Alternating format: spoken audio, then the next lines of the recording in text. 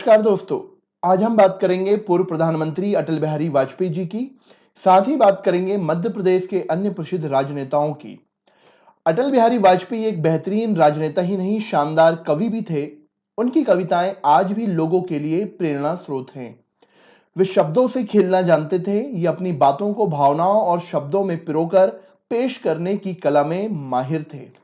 राजनीति के अज्ञात शत्रु के नाम से विख्यात अटल जी ने कई कविताएं लिखी हैं, जिन्होंने देश के युवाओं को अपनी ओर आकर्षित किया है। पेश है अटल जी की कुछ पंक्तियां। बेनकाब चेहरे हैं, दाग उठे गहरे हैं, टूटता तिलिस्म आज, सच से भय खाता हूं, गीत नया गाता हूं। लगी कुछ ऐसी नजर, बिखरा शीशे सा शहर, अपनों के मेले में मीत नहीं पाता हूं, गीत नहीं गाता हूं। टूटे हुए सपनों की कौन सुने सिसकी, टूटे हुए सपनों की कौन सुने सिसकी, अंतर की चीर व्यथा पलकों पर ठिठकी। हार नहीं मानूंगा, रार नहीं ठानूंगा, हार नहीं मानूंगा, रार नहीं ठानूंगा। काल के कपाल पे लिखता मिटाता हूं, गीत नया गाता हूं, गीत नया गाता हूं। इसके अलावा अटल बिहारी वाजपेयी जी की कुछ पंक्तियां और हैं। कदम मिलाकर चलना होगा, कदम मिलाकर चलना होगा। बाधाएं आती हैं आए, घिरे प्रलय की घोर घटाएं। पांव के नीचे अंगारे, सिर पर बरसे यदि ज्वालाएं। निज हाथों में हंसते हंसते आग लगाकर जलना होगा, कदम मिलाकर चलना होगा। हास्य रुदन में तूफानों में, अगर असंख्य बलिदानों में, उद्यानों में वीरानों में, अपमानों में सम्मानों में, उन्नत मस्तक उभरा सीना, पीड़ाओं में पलना होगा, कदम मिलाकर चलना होगा। उजियारों में अंधियारों में, कल कहार में, बिलधार में, घोर घृणा में, पूत प्यार में, क्षणिक जीत में, धीर्य हारे में, जीवन के शत आकर्षक अरमानों को ढलना होगा, कदम मिलाकर चलना होगा, कदम मिलाकर चलना होगा। तो दोस्तों, ये थे अटल बिहारी वाजपेयी जी। और अटल बिहारी वाजपेयी एक ऐसी शख्सियत, पूर्व प्रधानमंत्री, और आज यानी 25 दिसंबर को उनका जन्म दिवस है। आज पूर्व प्रधानमंत्री अटल बिहारी वाजपेयी जी की जयंती है। वे ताउम्र एक कवि, हृदय राजनेता बने रहे। उन्होंने अपना जीवन अपनी मशहूर कविता की पंक्तियों हार नहीं मानूंगा, रार नहीं ठानूंगा की तरह बरता। हार से कभी हताश नहीं हुए, और अटल बिहारी वाजपेयी जी से कभी जीत ने इनके कभी सिर चढ़कर नहीं बोली। तो अपनी वाक्यपुट्य कौशल के बल पर इन्होंने एक बड़ा मुकाम हासिल किया। अटल बिहारी वाजपेयी जो देश के 3 बार प्रधानमंत्री भी रहे, देश के 3 बार प्रधानमंत्री भी बने, और 45 वर्षों तक वाजपेयी जी सांसद रहे। 45 वर्षों में ये 10 बार लोकसभा और 2 बार राज्यसभा के लिए निर्वाचित हुए।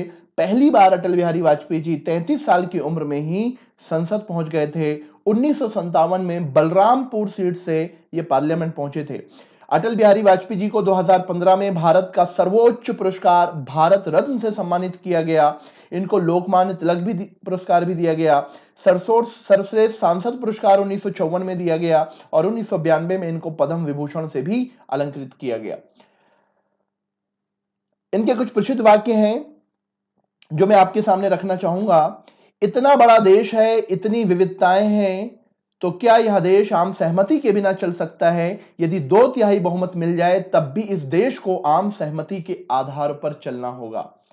तो बहुत बड़ी बात कही है दोस्तों इन्होंने। और इनका एक वाक्य और भी है कि आप दोस्त बदल सकते हैं, पड़ोसी नहीं। ठीक है। और कभी कभी मैं ताज्जुब करता हूं कि आखिर आदमी को कितना धन चाहिए। इन्होंने जो धन कुबेर हैं, जो धन का संचय करते हैं, ठीक है ना, पॉलिटिशियन जो करप्ट होते हैं, भ्रष्टाचार करते हैं, उनके लिए बात कही थी। कभी कभी मैं ताज्जुब करता हूं आखिर आदमी को कितना धन चाहिए, सब ठाट पड़ा रह जाएगा जब बांध चला बंजारा। ठीक है। तो ये कुछ बातें अटल जी ने कही हैं। तो अटल जी की आज हम बात करेंगे, उनकी जयंती पर। आज विशेष दिन है। अटल बिहारी वाजपेयी जी का जन्म आज ही के दिन 25 दिसंबर को हुआ था। साथ ही हम बात करेंगे मध्य प्रदेश के अन्य प्रसिद्ध राजनेताओं की, जिसमें हम बात करेंगे सुंदरलाल पटवा, कैलाश नाथ काटजू, हम बात करेंगे डॉक्टर भीमराव अंबेडकर, डॉक्टर शंकर दयाल शर्मा, हम बात करेंगे मौलाना बरकतुल्ला की, हम बात करेंगे उमा भारती की, हम बात करेंगे अर्जुन सिंह की, हम बात करेंगे बाबूलाल गौर की। इसके अलावा हम बात करेंगे सुषमा स्वराज, सुमित्रा महाजन और विजया राजे सिंधिया जी की।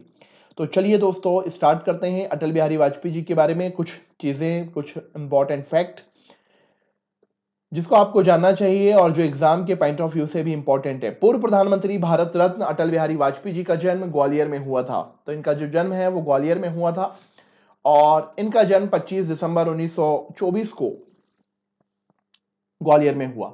तो याद रखिएगा, 25 दिसंबर 1924 को ग्वालियर में जन्म लेने वाले मध्य प्रदेश के पूर्व प्रधानमंत्री, भारत रत्न से सम्मानित डॉक्टर अटल बिहारी वाजपेयी जी। इन्होंने भारत छोड़ो आंदोलन में राजनीतिक जीवन की शुरुआत की। भारत छोड़ो आंदोलन 1942 में हुआ था। इससे उन्होंने अपने राजनीतिक जीवन की शुरुआत की। मतलब ये एक स्वतंत्रता सेनानी भी थे अटल बिहारी वाजपेयी जी।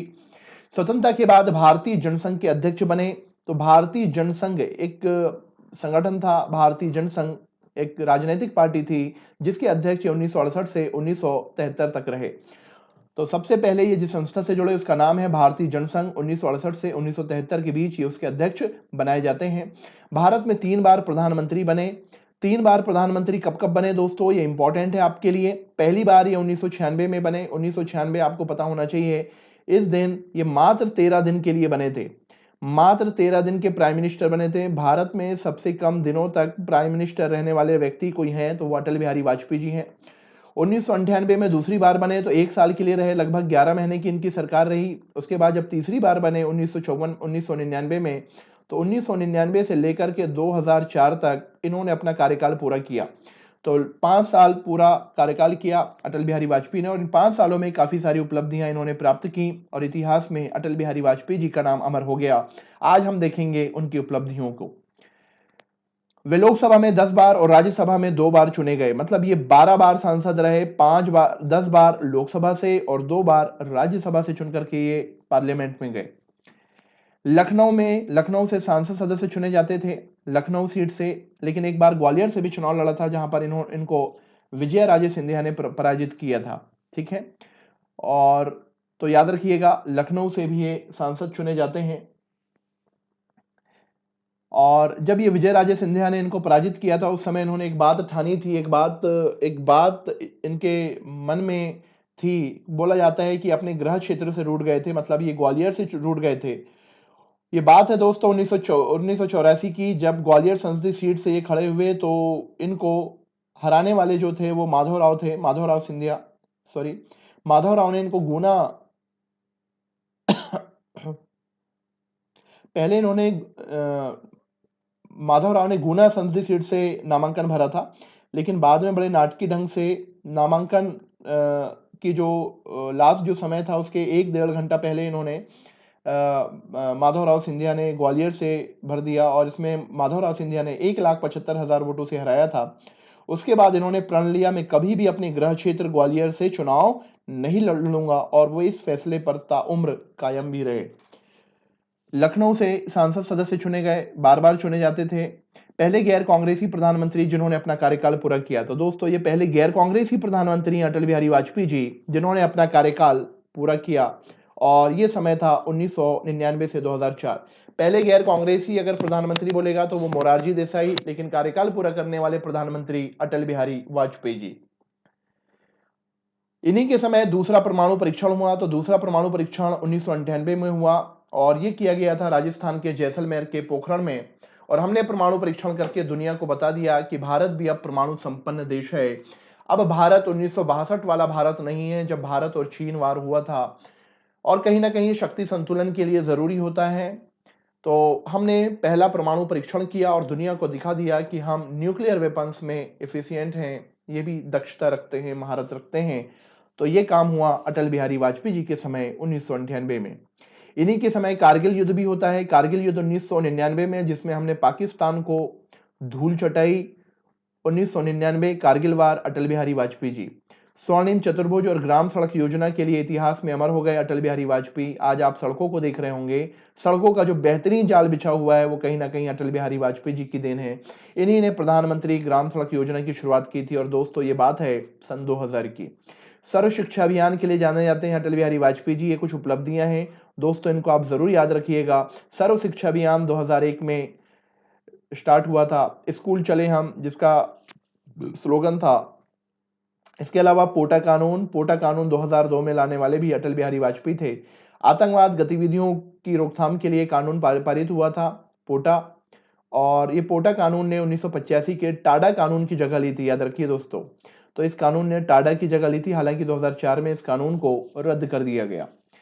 प्रसिद्ध पुस्तक मेरी 51 कविताएं, प्रसिद्ध पुस्तक है अटल बिहारी वाजपेयी जी की मेरी 51 कविताएं, इनमें इनकी कविताओं का संग्रह है। इसके अलावा इनकी पत्रिका है, कुछ पत्रिका, और एक पत्रिका का नाम है राष्ट्र धर्म, तो याद रखें राष्ट्र धर्म। और एक और पत्रिका है इनकी वीर अर्जुन।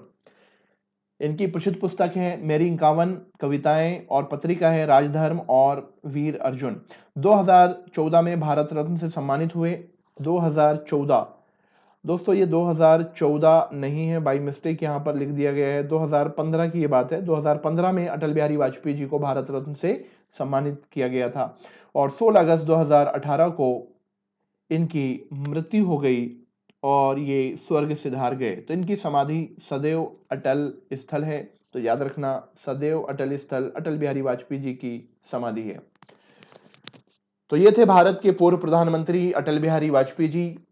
और दोस्तों, आज अटल बिहारी वाजपेयी जी की जयंती पर आप जब भी सुन रहे होंगे ये लेक्चर, लेकिन मैंने अटल बिहारी वाजपेयी जी की जयंती पर ये लेक्चर अपलोड किया है। तो ये जानकारी आपको कैसी लगी हमें कमेंट्स कर जरूर बताइए। एक और बात है दोस्तों जो मैं आपको शेयर करना चाहूंगा अटल बिहारी वाजपेयी जी के बारे में, वो ये है कि एक बार की बात है जब अटल जी चुनाव हार गए। तो अटल जी जब चुनाव हारने के बाद लाल कृष्ण आडवाणी दोनों ने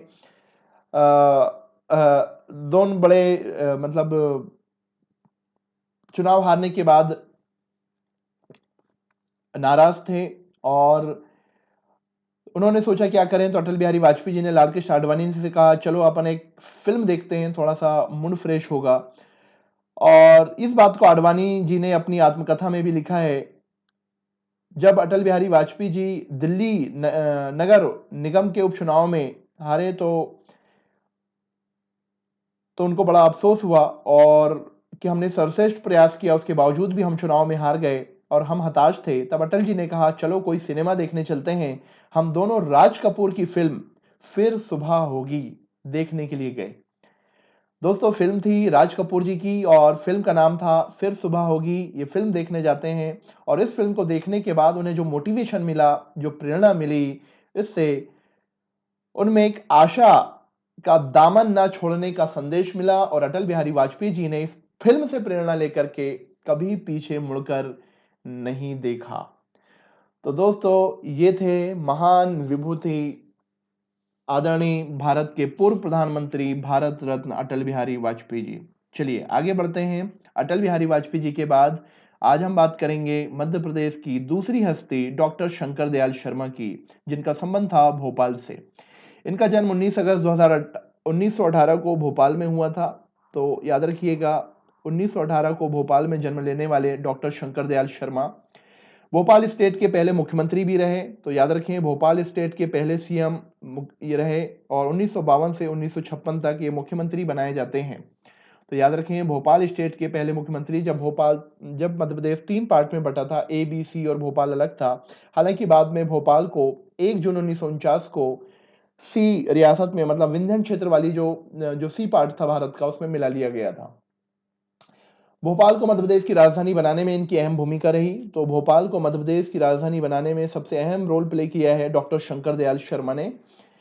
ये 3 बार मध्य प्रदेश विधानसभा के सदस्य बने, 1957, 1962 और 1967। तो विधानसभा सदस्य बनकर के जाते हैं, मतलब एमएलए। 1971 1980 में भोपाल में लोकसभा सदस्य रहे।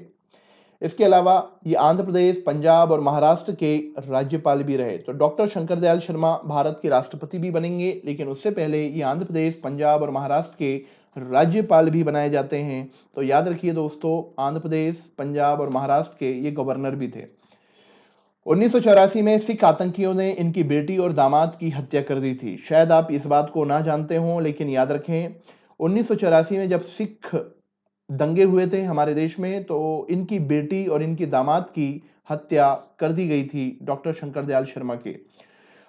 1987 में भारत के ये 8वें उपराष्ट्रपति, तो ये पहले भारत के उपराष्ट्रपति बने, तो याद रखिएगा 8वें उपराष्ट्रपति। और 1992 से 1997 में भारत के ये 90वें राष्ट्रपति बनाए जाते हैं। 1992 से 1997 के बीच भारत के ये प्रेसिडेंट बनते हैं। डॉक्टर शंकर दयाल शर्मा ने 4 प्रधानमंत्रियों का कार्यकाल देखा। 4 प्रधानमंत्रियों का कार्यकाल कौन सा था? तो वीपी नरसिम्हा राव के समय भी ये प्रधानमंत्री थे। वीपी नरसिम्हा राव के समय ये राष्ट्रपति थे। अटल बिहारी वाजपेयी जी के समय भी राष्ट्रपति थे। एचडी देवेगौड़ा जब प्रधानमंत्री थे उस समय डॉक्टर शंकर दयाल शर्मा राष्ट्रपति थे। और आई के गुजराल के समय भी ये भारत के राष्ट्रपति थे। तो 4 प्रधानमंत्रियों का कार्यकाल इन्होंने राष्ट्रपति के रूप में देखा। वीपी नरसिम्हा राव, अटल बिहारी वाजपेयी जी, एचडी देवेगौड़ा और आई के गुजराल। 1999 में इनकी मृत्यु हो गई। तो दोस्तों, ये थे डॉक्टर शंकर दयाल शर्मा, जिनका जन्म मध्य प्रदेश के भोपाल में हुआ था और ये भारत के 9वें राष्ट्रपति बने। 1992 से 1997 तक ये भारत के राष्ट्रपति भी रहे और उससे पहले ये भारत के उपराष्ट्रपति भी रहे। आगे बढ़ते हैं। इसके अलावा मध्य प्रदेश की धरती पर जन्म लेने वाले वो मसीहा जिन्होंने भारतीय संविधान की रचना की, भारतीय संविधान के जनक और जननी भारत रत्न डॉक्टर भीमराव अंबेडकर। इनका जन्म दोस्तों इंदौर की मऊ में हुआ था। इंदौर की मऊ तहसील का नाम बदल करके अब अंबेडकर नगर कर दिया गया है। भारतीय संविधान के जनक डॉक्टर भीमराव अंबेडकर का जन्म 14 अप्रैल 1891 को मऊ में हुआ था। तो 14 अप्रैल 1891 यह डेट याद रखिएगा। और इनका जो जन्म स्थान है मऊ, जिसका नाम अंबेडकर नगर कर दिया गया है। कोलंबिया से डॉक्टरेट की उपाधि प्राप्त की, कोलंबिया से डॉक्टरेट किया, न्यूयॉर्क से डिलिट की उपाधि ली और लंदन से वकालत की। दोस्तों, समकालीन भारत में संविधान सभा में डॉक्टर भीमराव अंबेडकर से ज्यादा पढ़ा लिखा व्यक्ति कोई और नहीं था। ऐसा कहा जाता है कि सबसे पढ़े लिखे व्यक्ति थे डॉक्टर भीमराव अंबेडकर। इतनी डिग्रियां थी, कई सब्जेक्ट में इन्होंने पीएचडी और डिलिट की उपाधियां प्राप्त की थी।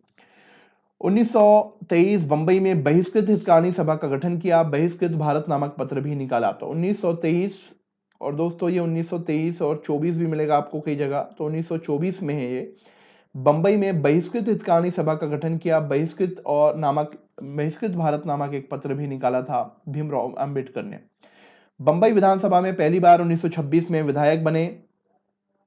1926 बंबई विधानसभा, तो याद रखिएगा पहली बार एमएलए बन रहे हैं बंबई विधानसभा से। संविधान सभा की प्रारूप समिति के अध्यक्ष बने। संविधान सभा के लिए बहुत सारी समितियों का गठन किया गया था। सबसे महत्वपूर्ण कमेटी थी प्रारूप समिति, ड्राफ्टिंग कमेटी, इसके अध्यक्ष थे। और संविधान निर्माण में अहम भूमिका निभाई। यही कारण था जब संविधान का निर्माण हुआ, संविधान सभा की अंतिम बैठक के समय डॉक्टर राजेंद्र प्रसाद ने कहा, डॉक्टर भीमराव अंबेडकर ने एक स्किल्ड पायलट की तरह संविधान सभा को संचालित करने का कार्य किया। शायद अगर डॉक्टर भीमराव अंबेडकर नहीं होते तो आज इस तरीके का संविधान भी नहीं बन पाता। भारतीय संविधान के जनक, इन्हें आधुनिक मनु भी कहा जाता है। तो याद रखिएगा, आधुनिक मनु के नाम से जाने जाते हैं डॉक्टर भीमराव अंबेडकर। केवी राव ने डॉक्टर अंबेडकर को संविधान का जनक और जननी दोनों कहा है। तो जनक और जननी ये दोनों कहने वाले जो व्यक्ति हैं उनका नाम है के.वी. राव। डॉक्टर राजेंद्र प्रसाद ने कहा था दक्ष पायलट के रूप में इन्होंने संविधान सभा का संचालन किया। स्वतंत्रता के बाद पहले विधि मंत्री बनाए गए और हिंदू कोड बिल बनाने में अहम भूमिका निभाई। तो स्वतंत्रता के बाद पहले विधि मंत्री बनने वाले व्यक्ति डॉक्टर भीमराव अंबेडकर थे। तो पहले विधि मंत्री बनाए गए और हिंदू कोड बिल बनाने में भी इन्होंने अपना अहम रोल प्ले किया। ये बाबा साहब के नाम से लोकप्रिय हुए, विधिवेत्ता, अर्थशास्त्री, राजनीतिक और प्रसिद्ध समाज सुधारक थे। तो बाबा साहब के नाम से जाने जाते हैं डॉक्टर भीमराव अंबेडकर, याद रखिएगा। इनकी मृत्यु 1956 में हुई। मरणोपरांत 1990 में भारत रत्न से इनको सम्मानित किया गया। तो इनकी मृत्यु दोस्तों 1956 में हुई। मरणोपरांत इनको 1990 में भारत रत्न से भी सम्मानित किया गया। तो 1990 में डॉक्टर भीमराव अंबेडकर को भारत रत्न दिया गया है। और आपको बता दें कि इनकी मृत्यु के 2 माह पहले ही इन्होंने लाखों अनुयायियों के साथ हिंदू धर्म छोड़कर बौद्ध धर्म की दीक्षा ले ली थी, बौद्ध धर्म को अपना लिया था डॉक्टर भीमराव अंबेडकर ने। और दोस्तों, इनकी जो समाधि है वो मुंबई की चैत्य भूमि में है। तो मुंबई की चैत्य भूमि डॉक्टर भीमराव अंबेडकर की समाधि मानी जाती है, याद रखिएगा।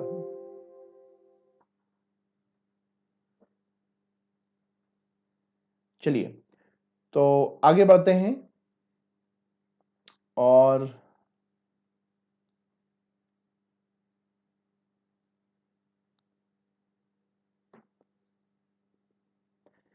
तो ये थे डॉक्टर भीमराव अंबेडकर। और डॉक्टर भीमराव अंबेडकर के बाद मध्य प्रदेश की जो अगली हस्ती है उन पर भी हम चर्चा कर लेते हैं। बस एक मिनट, ये बैक हो गया था।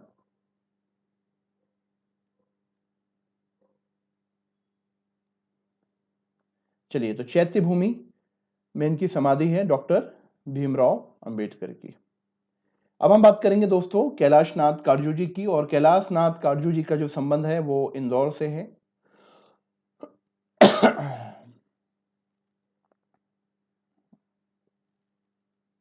इंदौर से हैं कैलाश नाथ काटजू जी। चलिए, कैलाश नाथ काटजू एक मध्य प्रदेश के राजनेताओं में एक प्रसिद्ध नाम। इनका जन्म 17 जून 1887 को रतलाम के जावरा में हुआ था। तो रतलाम के जावरा में इनका संबंध है, तो इनको भी आप याद रखें।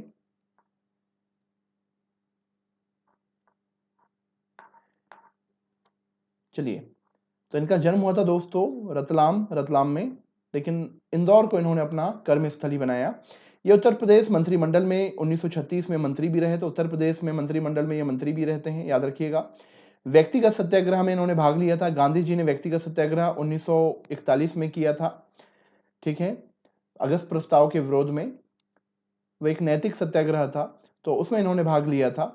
और उसके कारण, भाग लेने के कारण, नैनी जेल, इलाहाबाद के पास दोस्तों ये नैनी है, तो नैनी जेल में इनको रखा गया था। अगस्त क्रांति में भी इन्होंने भाग लिया था। अगस्त क्रांति मतलब भारत छोड़ो आंदोलन 1942। मालवा के प्रसिद्ध स्वतंत्रता सेनानी और संविधान सभा के सदस्य भी रहे। तो ये संविधान सभा के सदस्य भी रहे दोस्तों, याद रखिएगा। ये क्वेश्चन भी एग्जाम में पूछा गया है। व्यापम और पीएससी ने भी ये क्वेश्चन पूछा है, याद रखना।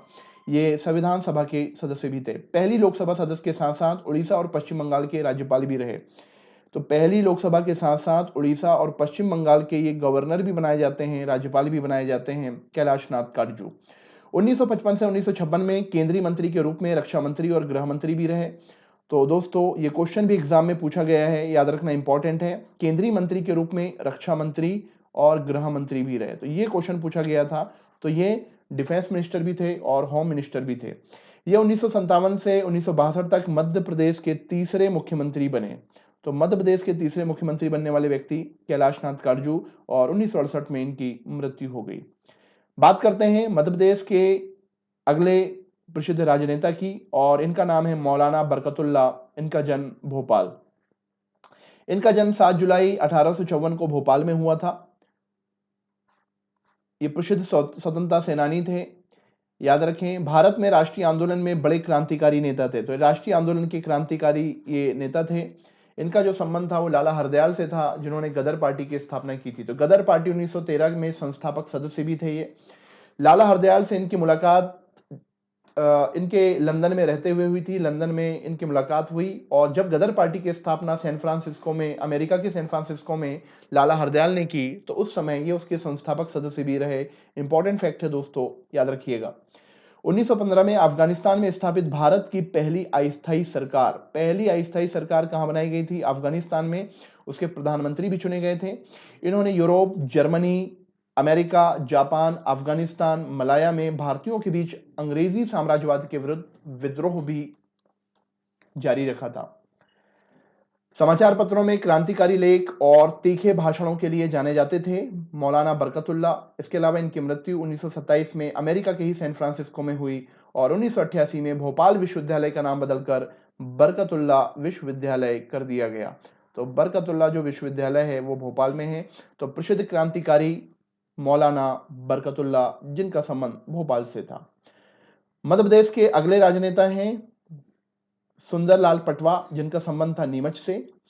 इनका जन्म दोस्तों नीमच के कुकरेश्वर में हुआ था। तो नीमच के कुकरेश्वर में जन्मे सुंदरलाल पटवा राष्ट्रीय आंदोलन में सक्रिय रहे। साथ ही 1942 में राष्ट्रीय स्वयं सेवक संघ से भी ये जुड़ गए। तो याद रखें, ये संघ से जुड़े हुए थे। 1975 में आपातकाल के समय 19 माह की इनको जेल हुई। इसके अलावा 1980 में भारतीय जनता पार्टी के संस्थापक सदस्य और मध्य प्रदेश भाजपा के अध्यक्ष भी बनाए जाते हैं। तो 80 में भारतीय जनता पार्टी के संस्थापक सदस्य और ये मध्य प्रदेश भाजपा अध्यक्ष भी रहे। 1980 में अर्जुन सिंह के समय ये मध्य प्रदेश विधानसभा में नेता प्रतिपक्ष थे। अर्जुन सिंह कांग्रेस से थे, उस समय मुख्यमंत्री, ये नेता प्रतिपक्ष थे। 1990-92 तक मध्य प्रदेश के 11वें मुख्यमंत्री रहे। ये बड़े साहब के नाम से चर्चित थे। तो बड़े साहब के नाम से इनको जाना जाता था। आपसे पूछ सकता है बड़े साहब के नाम से कौन से राजनेता प्रसिद्ध थे, तो सुंदरलाल पटवा। 1997 में लोकसभा चुनाव में छिंदवाड़ा से कमलनाथ को पराजित किया था। तो पहली बार छिंदवाड़ा से कमलनाथ पराजित हुए थे 1997 में लोकसभा चुनाव में। कमलनाथ को इन्होंने हराया था। ये बात है दोस्तों 1997 की। अटल बिहारी वाजपेयी के समय ये केंद्र में ग्रामीण विकास मंत्री, कृषि मंत्री, रासायन उर्वरक, खनन मंत्री भी रहे। तो सेंट्रल में भी इन्होंने अपनी सेवाएं दी हैं। इनकी मृत्यु 92 वर्ष की उम्र में 2006 में नीमच में हुई। 2017 में मरणोपरांत इनको पद्म विभूषण से सम्मानित किया गया। तो ये थे दोस्तों सुंदरलाल पटवा। बात करेंगे उमा भारती जी की, मध्य प्रदेश की पूर्व महिला मुख्यमंत्री, पहली महिला मुख्यमंत्री मध्य प्रदेश उमा भारती। इनका जन्म 3 मई 1959 को टीकमगढ़ में हुआ था। तो स्वतंत्रता के बाद इनका जन्म होता है बुंदेलखंड के एक जिले में जिसका नाम है टीकमगढ़। लोधी राजपूत परिवार से ये आती हैं। ग्वालियर की महारानी विजया राजे सिंधिया ने इनको राजनीति में लाया था। तो विजया राजे सिंधिया को श्रेय दिया जाता है इनको राजनीति में लाने का, उमा भारती जी को। सन्यासी भारती ने राम जन्मभूमि आंदोलन में अपनी प्रमुख भूमिका निभाई। तो इन्होंने विवाह नहीं किया है, सन्यासी जीवन जिया। भारत में राम जन्मभूमि आंदोलन में आपको पता ही है कि भगवान श्री राम का भव्य मंदिर जो है अयोध्या में बन रहा है। तो सन्यासी, और लगभग पूरा भी हो चुका है। सन्यासी भारती ने राम जन्मभूमि आंदोलन में प्रमुख भूमिका निभाई। खजुराहो सीट से 4 बार सांसद चुनी गई, जबकि एक बार भोपाल और झांसी से भी ये सांसद चुनी गई। मध्य प्रदेश की प्रथम महिला मुख्यमंत्री रही। तो प्रथम महिला मुख्यमंत्री कब बनी है दोस्तों, ये याद रखना है आपको, इंपॉर्टेंट है, 2003 में। ये मध्य प्रदेश के 15वें नंबर की मुख्यमंत्री बनी थी। 2014 में भारत की कैबिनेट मंत्री रही, जिसमें इन्हें पेयजल और स्वच्छता मंत्रालय, जल संसाधन, नदी विकास और गंगा सफाई मंत्रालय भी दिया गया 2019 तक। तो नमामि गंगे जो परियोजना है ये गंगा नदी की सफाई के लिए चल रही है। तो इसकी जो हेड थी वो उमा भारती। उमा भारती ने 2019 में राजनीति से ब्रेक लेकर लोकसभा चुनाव नहीं लड़ा। तो राजनीति से ब्रेक लिया है, याद रखिएगा, संन्यास नहीं लिया है। और 2024 का ये लोकसभा चुनाव लड़ने वाली हैं। इनकी प्रसिद्ध पुस्तक है स्वामी विवेकानंद और पीस ऑफ माइंड। तो दोस्तों इसको भी आपको याद रखना है। मध्य प्रदेश की हस्तियों में अगला नाम है राजमाता विजय राजे सिंधिया, जिनका संबंध है ग्वालियर से। तो चलिए बात कर लेते हैं। इनका जन्म 12 अक्टूबर 1919 को नेपाल में हुआ था। तो इनका जन्म दोस्तों नेपाल में हुआ और ये ब्याह होकर के आई थी ग्वालियर। 2001 में इनकी दिल्ली में मृत्यु होती है। इनका मूल नाम लेखा दिव्येश्वरी था। लेखा दिव्येश्वरी इनका वास्तविक नाम था। मैट्रिक पास करने वाली पहली नेपाली महिला थी। इंपॉर्टेंट फैक्ट है, याद रखिएगा, मैट्रिक पास करने वाली पहली नेपाली महिला विजया राजे सिंधिया थी। इनका विवाह ग्वालियर राजघराने के जीवाजी राव सिंधिया से हुआ था। तो जीवाजी राव सिंधिया इनके हस्बैंड हैं, इनके पति थे। महाराजा जीवाजी राव सिंधिया ग्वालियर के अंतिम शासक थे। विजय राजे सिंधिया भारतीय जनसंघ के संस्थापक सदस्यों में से एक थी, याद रखना है इसको भी आपको। 1957 में पहली बार गुना से लोकसभा सदस्य बनी, इसके पश्चात ग्वालियर से। तो पहले गुना से लोकसभा सदस्य रही, उसके पश्चात ग्वालियर से रही, इसके बाद भिंड और फिर पुनः गुना से ये राज्यसभा सदस्य के लिए चुनी जाती हैं विजया राजे सिंधिया। विजया राजे सिंधिया के बच्चे हैं माधवराव सिंधिया, वसुंधरा राजे सिंधिया और यशोधरा राजे सिंधिया। सबसे छोटी बेटी मध्य प्रदेश में खेल एवं युवा कल्याण मंत्री थी पहले पुरानी कैबिनेट में, अब तो नया कैबिनेट बन रहा है। चलिएगा। और मध्य प्रदेश के मुख्यमंत्री बन गए हैं डॉक्टर मोहन यादव। तो विजय राजे सिंधिया के 3 बच्चे हैं, माधवराव सिंधिया,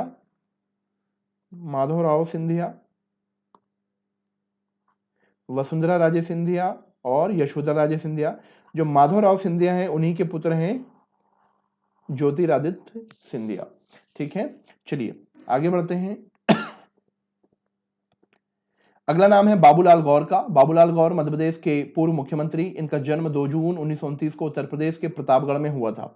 तो इनका जो जन्म स्थान है दोस्तों वो याद रखिएगा, प्रतापगढ़। ये बचपन से ही भोपाल में रहे, इनका कर्मस्थली भोपाल था। ये इतिहास में बुलडोजर के नाम से प्रसिद्ध रहे। तो याद रखें, आजकल बुलडोजर कल्चर आपको बहुत ज्यादा देखने को मिल रहा है।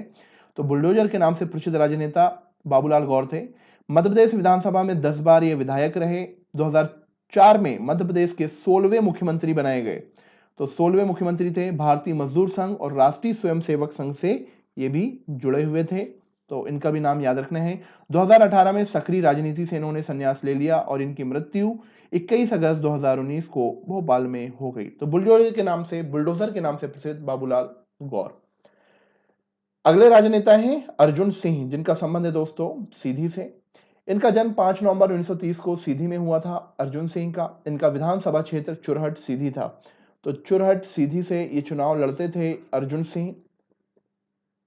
ये कई बार सांसद, विधायक और राज्यसभा सदस्य भी रहे। पीवी नरसिम्हा राव और मनमोहन सिंह सरकार में कार्यकाल में 2 बार केंद्रीय मानव संसाधन मंत्री बनाए गए। तो सेंट्रल में मिनिस्टर भी रहे ये कांग्रेस सरकार में। 1988 में मध्य प्रदेश के 12वें मुख्यमंत्री बने और 2 बार ये मुख्यमंत्री बनाए जाते हैं। तो 1988 में ये मुख्यमंत्री रहे, 2 बार मुख्यमंत्री बनेंगे। ये मध्य प्रदेश में सबसे कम उम्र के मुख्यमंत्री रहे। मात्र एक दिन के मुख्यमंत्री बनने का जो रिकॉर्ड है वो इन्हीं के नाम है दोस्तों, याद रखिएगा। ये क्वेश्चन बार बार एग्जाम में आपसे पूछा जाता है। फूलन देवी के आत्मसमर्पण के समय मुख्यमंत्री अर्जुन सिंह ही थे। जिस समय फूलन देवी ने आत्मसमर्पण किया था उस समय मध्य प्रदेश के मुख्यमंत्री अर्जुन सिंह थे। ये पंजाब के राज्यपाल भी रहे। तो ये थे अर्जुन सिंह, जिनका संबंध सीधी से है। मध्य प्रदेश के अगले राजनेता हैं सुमित्रा महाजन, इंदौर, जो ताई के नाम से प्रसिद्ध हैं। इनका जन्म 12 अप्रैल 1993 को महाराष्ट्र के रत्नागिरी में हुआ था। तो महाराष्ट्र के रत्नागिरी में इनका जन्म हुआ। ये ब्याह करके आई थी इंदौर। ये ताई के नाम से प्रसिद्ध हैं, साथ ही सुमित्रा दीदी भी इनको कहा जाता है। तो दोस्तों याद रखना, इंदौर में ये ताई और सुमित्रा दीदी के नाम से प्रसिद्ध हैं। इंदौर सीट से लगातार ये 8 बार सांसद चुनी गई हैं। 8 बार रिकॉर्ड है इनके नाम। ये इंदौर सीट से 8 बार चुनाव जीती हैं। 16वीं लोकसभा में 2014 से 2019 तक भारत की दूसरी महिला लोकसभा स्पीकर रहीं। तो भारत की दूसरी महिला लोकसभा स्पीकर बनने वाली सुमित्रा महाजन है, जो 16वीं लोकसभा में रहीं। ठीक है,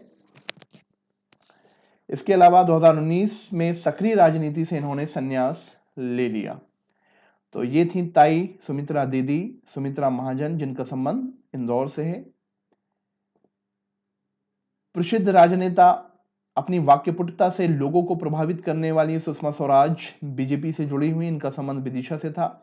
14 फरवरी 1952 को हरियाणा के अंबाला में इनका जन्म हुआ था। तो दोस्तों हरियाणा के अंबाला में जन्म हुआ था। ये भारत की प्रसिद्ध वकील और राजनेता थी। 7 बार संसद सदस्य और 3 बार विधानसभा सदस्य चुनी गई। 7 बार ये एमपी बनी हैं और 3 बार ये एमएलए रही हैं।